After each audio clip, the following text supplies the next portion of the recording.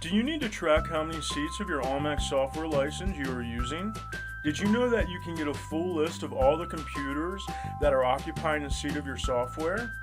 Inside Operator 10, Synexus, and Intero, you can quickly view how many seats of your license you are using by navigating to the taskbar at the bottom of your software.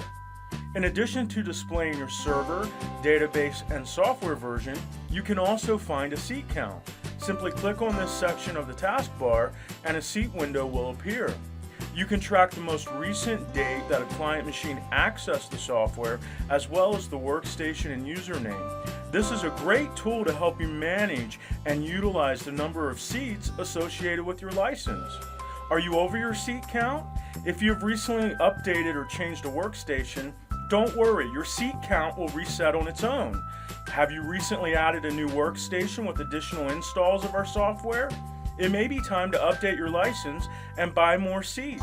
For more information on upgrading your license or for general questions, reach out to us at AllMax Software directly, or you can always send us feedback on our social media.